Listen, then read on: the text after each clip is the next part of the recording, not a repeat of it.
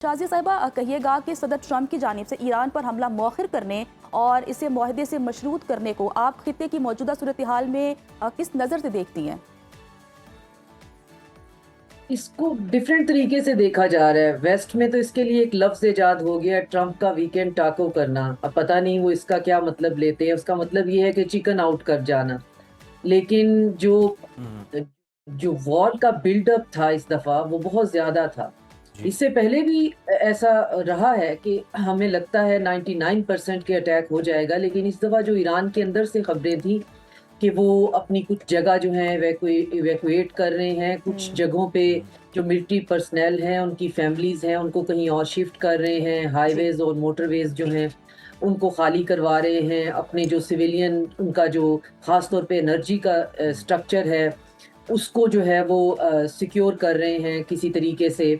अपना जो इंटरसेप्टर्स वग़ैरह हैं, उस तरफ मूव करा के। हुँ, तो ये बात तो पूरे रीजन को इस पे नज़र लगी हुई थी कि अटैक होना ही होना है। हुँ, और रिसेंटली नेतन्याहू जो हैं वो मिलके आए हैं।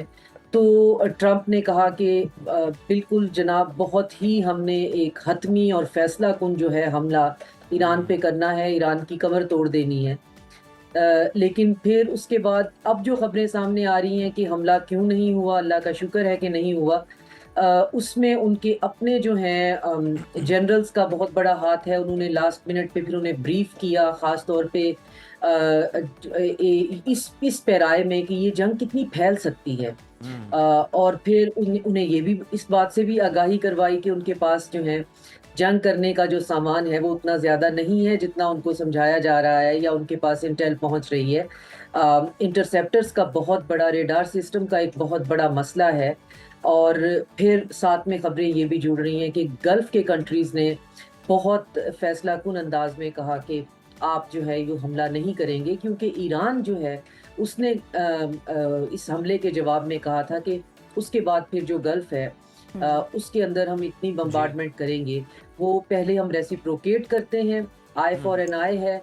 अगर आप हमारी किसी एक स्ट्रक्चर पे हमला करते हैं, तो उसी स्ट्रक्चर पे गल्फ़ के अंदर हमला होता है, लेकिन इस दफ़ा हम बहुत इनडिस्क्रिमिनेट जो है वो बॉम्बिंग हुँ, करेंगे। जी। तो इसमें गल्फ़ के कंट्रीज़ का भी ये जो है वो पीछे हटना और फिर ये कहना कि जी ट्रंप से कि आप ऐसा ना करें। अब ट्रंप के पास इसमें से वे आउट तो यही है कि वो इसका एक रिटॉरिक बनाएँ और कहें कि जी मुआहदे के लिए आप बैठ जाएँगे, हमने इसको मुआहदे से मशरूत कर दिया है। लेकिन ईरानी कह रहे हैं कि मुआहदा तो ऑलरेडी हम 14 पॉइंट्स आपको दे चुके हुए हैं, हम तो उनको हुँ, भी रिवाइज़ करने की बात कर रहे हैं। जी। तो मुआहदा यही है कि स्ट्रेट ऑफ हॉर्मुज़ हम सँभालेंगे और हुँ, आप इस रीजन से जाइए। और हुँ। बाकी जो है वो देखा जाएगा। न्यूक्लियर की बात हमने करनी है, कब करनी है या नहीं करनी है। तो इस वक़्त तो सूरत-ए-हाल ये है कि हम बाल-बाल बिल्कुल, बचे शाज़िया हैं एक साहिबा आप सही बहुत कह बड़े रही हैं कि अटैक से। न्यूक्लियर डस्ट वाला मामला कहीं पीछे चला गया है और हमने देखा कि सुपरसीड कर गया आपने हुर्मस वाला मामला बहुत ज़्यादा, जिससे पूरी दुनिया इफ़ेक्ट हुई। अगर हम देखें तो डोनाल्ड ट्रंप जो है वो आए रोज़ कहते हैं कि बड़ा हमला जो है वो हम करने के लिए तैयार हैं, बस उसकी तैयारी है। रोज़ इस तरह के बयानात दागे जाते हैं। ईरान ने अगर हम देखें तो अमेरिका से हमले रोकने की दरख्वास्त का दावा मुस्तरद कर दिया। वो कहते हैं हमने तो इस तरह की कोई बात ही नहीं की। तो नैरेटिव वॉर भी जो है वो भी लड़ी जा रही है फ्रंट के ऊपर। तो ऐसे में आपको क्या लगता है कि ईरान जीत रहा है नैरेटिव की वॉर, मगर अमेरिका जो है उसको भी काबिल ज़िक्र नुकसान पहुंच रहा है और वो भी इस तरह की बयानबाजी से है अपनी साख बचाने की कोशिश कर रहा है?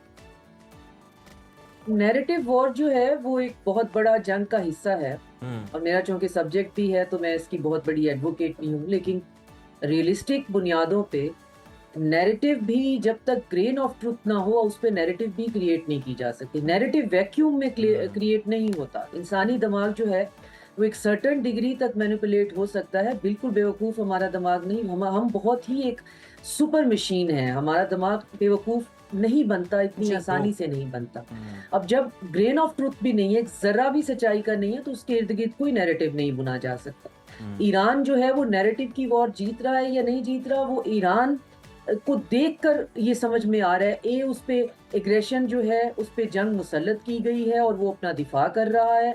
और बी, इस रीजन के अंदर जो है ट्रंप के एक्शन जो हैं वो बहुत ज़्यादा, बहुत बड़ा मुआशी और इक्तिसादी बहरान लेकर आ गए हैं। तो हुँ, इस चीज़ ने नैरेटिव, ईरान के नैरेटिव को सपोर्ट किया है जो कि ये कह रहा है कि मैं स्टेट ऑफ हॉर्मुज का जो है वो इंतज़ाम भी संभालूंगा, सिक्योरिटी भी संभाल लूंगा और आप यहाँ से जाएं। इससे ज़्यादा तो वो कोई और मुतालबा कर ही नहीं रहा, वो जी। कोई टेरिटोरियल क्लेम नहीं कर रहा, वो कोई विक्ट्री की बात नहीं कर रहा। लेकिन इन सब के सब जो पार्टीज़ हैं इस रीजन में, वो इसकी लपेट में ज़रूर आ गई हैं। और गल्फ़ के कंट्रीज़ के बारे में मुझे बहुत सख्त जो है वो तशवीश भी है कि ईरान के एक्शन से उनके लिए ज़िंदगी बहुत मुश्किल हो गई है। जहाँ ईरान के एक्शंस अपने हवाले से जस्टिफाइड हैं, वहाँ पे गल्फ़ की रियलिटी भी जस्टिफाइड है। तो इसमें नैरेटिव की जीत जो है अगर अमेरिका की नहीं हो रही, तो उनके पास एक ज़रा भी सच्चाई का नहीं है। सही। अगर वो आज ये कहें कि हमने इसको किसी मुआहदे से मशरूत कर दिया है, तो मुआहदे से आप मुआहदा 2 लोगों में 3 लोगों में होता है। अकेला बंदा किसी एक कमरे में बैठकर अपने आप से मुआहदा तो नहीं कर लेता। बिल्कुल। तो ईरान के साथ किस मुआहदे की वो बात कर रहे हैं? जब तक कि ईरान खुद ना कहे कि मुआहदा जो है वो हो रहा है या मैं कोई मुआहदा करने वाला हूँ। आपने इतना शदीद मिलिट्री बिल्टअप किया जिसके अंदर 4-5 पॉइंट्स हैं जिन्होंने फिर आपको जो बैक फुट पे जाने के लिए मजबूर किया। कि एक तो ये कि ज़ाहिर है बहुत ज़्यादा ह्यूमन कैजुअल्टीज़ जो है वो अमेरिका की बर्दाश्त से बाहर है। पूरा पेंटागन जो है उनको जो टॉप ब्रास है वो उनको बता रही है कि हम फ़िलहाल इस काबिल नहीं हैं कि एक लंबी जंग का जो है वो हिस्सा बन जाएँ। और गल्फ़ के कंट्रीज़ कह रहे हैं जी कि हम इससे आगे 1 इंच भी नहीं जाना चाहते जी। हैं। तो हमें ज़रूरत नहीं है कि हम अपने डिसैलिनेशन प्लांट्स पे, अपने इलेक्ट्रिसिटी पावर ग्रिड्स के ऊपर जो है वो अटैक करा के अपने आप को इससे भी ज़्यादा वल्नरेबल और एक्सपोज़ करें। इसके बाद अगर अब अटैक ईरान पे होते हैं और ईरान जो कह रहा है वो हम पे करता है, तो हमारे पास तो मास माइग्रेशन हो जाएगी, लोगों का यहाँ रहना मुश्किल हो जाएगा। तो ये 3-4 बातें मिलकर जो है वो ट्रंप को, अब देखिए ट्रंप का मसला ये है कि उनसे कोई भी खुश नहीं है। उनके न्योकॉन्स उनसे खुश नहीं है क्योंकि वो जंग चाहते हैं। गल्फ़ का पूरा रीजन उनसे खुश नहीं है कि वहाँ पे वो तबाही लेके आ गए हैं। ईरान खुश नहीं है क्योंकि उसके ऊपर हमला कर दिया। इज़राइल खुश नहीं है।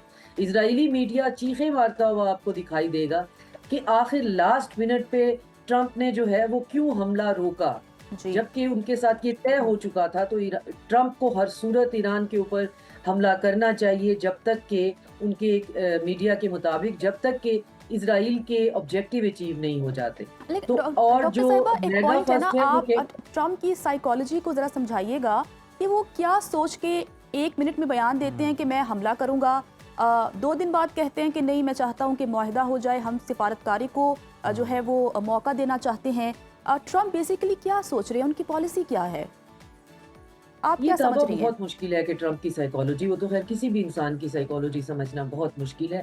लेकिन जितना भी आपकी अंडरस्टैंडिंग है, क्योंकि इंसान की जो ज़िंदगी है और ख़ास तौर पे जो उसका लिव्ड और पास्ट एक्सपीरियंस होते हैं, उससे आप थोड़ा बहुत अंदाज़ा कर लेते हैं कि ये बंदा क्या रिएक्ट करता रहा है, क्या करता रहा है, अब क्या करेगा। तो अगर हम ट्रंप को देखें तो वो एक प्रॉपर्टी डीलर है।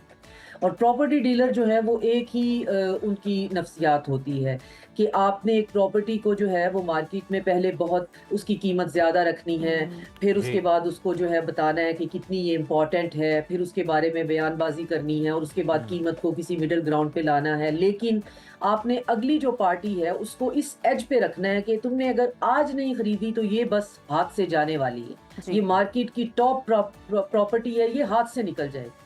अब वो इसी माइंडसेट के साथ इंटरनेशनल पॉलिटिक्स कर रहे हैं कि ईरान जो है प्रॉपर्टी उन्होंने खुद बेचनी है, जंग उनको खुद रोकनी है और ईरान से कहते हैं कि अगर तुमने आज शाम तक नहीं रोकी तो कल तक जो है बस तुम पे हमला हो जाना है, क्योंकि मुझ पे हमला जो है वो करवाने वाले और हमला जो है वो तुम पे होना ही होना है। तो ये प्रेशर उस पर बिल्ड करते हैं। अब आगे उनके पास एक ऐसी सिविलाइजेशन है जिनकी डॉक्यूमेंटेड हिस्ट्री तो कम से कम आप देखें 3000 साल की है, जो कि डिप्लोमेसी करते रहे हैं। तो वो प्रॉपर्टी डीलिंग नहीं कर रहे हैं। और साथ में ये कि उनका जो सबसे पुरानी यूनिवर्सिटीज़ वो कहते हैं जी हमने इल्मुल कलाम की और सर्फ और नहू की हमने बनाई थी, तो हमारे से बड़ा निगोशिएटर कोई नहीं है। ट्रंप के जो जैरेड कुशनर और विटकॉफ को अगर आप ईरान के कालीन बाजार में भेज दें तो वो एक कालीन बेचने वाले से निगोशिएट नहीं कर सकता, खुजा के उन्होंने हमारे डिप्लोमेट से और निगोशिएटर से निगोशिएट करना है। तो जहाँ ये थोड़ा सा स्टेरिकल है, वहाँ इसमें हकीकत भी है कि एक ऐसी सिविलाइजेशन जिसको जुबान पे कलाम पे अबूर हासिल है और ये उनके तफाखुर का बहुत बड़ा हिस्सा रहा है जी। जिनकी निगोशिएशंस जो है वो एम्पायर्स पे और सेंचुरीज पे मुहित है, उनके जी। साथ चंद प्रॉपर्टी डीलर, वो भी एक अर्बन एरिया के प्रॉपर्टी डीलर, रूरल के भी नहीं, जरिए जमीन बेचने के भी अपने एक असूल होते हैं। वो अर्बन प्रॉपर्टी डीलर बैठकर उनको कभी कहेंगे कि अभी ये कर लो, शाम को ये हो जाएगा, कल ये हो जाएगा, परसों ये हो जाएगा, ये नहीं करोगे तो ये हो जाएगा। बिल्कुल तो शाजिया अगेन साहब, आपको आपने चिकन आउट सही करना तशबीह पड़ता दी है प्रॉपर्टी डीलर के साथ। बिल्कुल लॉस वेगस की तरह शहर बसाने के ख्वाहिशमंद हैं, जहाँ पर बहुत सारा उनकी तफरीह तबाह का सामान हो, और उसके लिए वो कोई भी लैंड जो है वो ग्रैब करने से पीछे नहीं हट रहे। हम देख रहे हैं हर हरबा भी आजमा रहे हैं। डॉक्टर साहिबा, अगर हम देखें तो स्पॉयलर इसराइल की बात कर लेते हैं। क्या वजह है इन दो वजूहात में से? आपको क्या लगती है जो हकीकत के करीब है? क्या अमेरिका जो है वो खुद उसके पास असलहे की कमी हो गई है जो वो इसराइल को फराहम नहीं कर सकता, या फिर इसराइल जो है उसने अपना जो ऑब्जेक्टिव था वो अचीव कर लिया है, अमेरिका को जंग में झोंक दिया इराक वॉर की तरह, और अब वो पीछे बैठ के सिर्फ तमाशाई की हैसियत से इंजॉय कर? यकीनन उसने जंग में झोंक दिया है, इसमें तो कोई दो राय नहीं है। और अब अमेरिका के लिए यहाँ से निकलना और फिर एक एम्पायर टाइप की चीज के लिए विक्ट्री के बगैर निकलना उनके लिए बहुत डैमेजिंग है। और अगर स्टेट ऑफ हॉर्मुज वो नहीं खुलवा पाते हैं तो ये फिर अमेरिका के ताबूत में आखिरी कील होगा, इसमें तो कोई शक नहीं है। लेकिन अभी इसराइल जो है वो इस जंग के अंदर कूद इसलिए नहीं रहा है कि ईरान के डायरेक्ट हमलों से बचने के लिए, क्योंकि जितने भी इंटरसेप्टर्स और जितने भी ये इनके थर्ड और जितने भी इनके रेडार सिस्टम हैं, ये कहीं ना कहीं से उठा उठा के इवन जो है वो यहाँ पे ला रहे हैं। और गल्फ के कंट्रीज को तो इन्होंने क्या ही बचाना है, इसराइल को बचाने की कोशिश कर रहे हैं। और ईरान इसराइल पे इसलिए हमले नहीं कर रहा है कि full fledge all in war के ऑप्टिक्स देने की क्या ज़रूरत है। अभी अगर मैं ताबड़तोड़ इसराइल के ऊपर हमले कर दूं, जो कि मेरा ख्याल है टेक्निकली उनको गल्फ के अलावा इसराइल पे कर देने चाहिए, उससे अमेरिका को भी ज़्यादा फ़र्क पड़ेगा, उससे इनकी बात भी ज़्यादा जल्दी मानी जाएगी। लेकिन उनकी अपनी कोई मसलियत है, वो इसराइल पे अटैक नहीं कर रहे हैं। तो इसराइल के ऑब्जेक्टिव अचीव नहीं हुए हैं। इसराइल के ऑब्जेक्टिव है कि ईरान का जो थ्रेट है उनके लिए, उनकी एग्जिस्टेंस के लिए, उसको हमेशा के लिए न्यूट्रलाइज कर दिया जाए। वो तो नहीं हुआ, बल्कि वो थ्रेट तो ज्यादा मजबूत लेकिन डॉक्टर हो साहबा, गया इस हद तक तो हाँ, हुआ है कि अमेरिका बिल्कुल इस हम कैंप नहीं के करेंगे, हम ना नुकसान उठाएंगे ना हमले करेंगे, अमेरिका जाने और अमेरिका का काम जाने ईरान के साथ। बिल्कुल। और इस पे ईरान को ये जरूर करना चाहिए कि फिर वो क्यों इसराइल को बीच में से जो है वो ग्रीन चिट दे रहा है, जब गल्फ के कंट्री हमारे मुसलमान ममालिक हैं, बात भी कर रहे हैं, कह भी रहे हैं कि हम जितनी मैक्सिमम कोशिश कर सकते हैं, हम अपनी जो है वो एयर स्पेसेस, हम अपनी बेसिस इस्तेमाल नहीं होने दे रहे। बहरहाल बेसिस वहाँ पे मौजूद हैं, मुआहदों के तहत मौजूद हैं, रातों रात उठ भी नहीं सकती हैं। तो इसराइल पे हमले करने चाहिए ईरान को। लेकिन ज़ाहिर है उनकी वॉर प्लानिंग हम तो नहीं कर रहे हैं।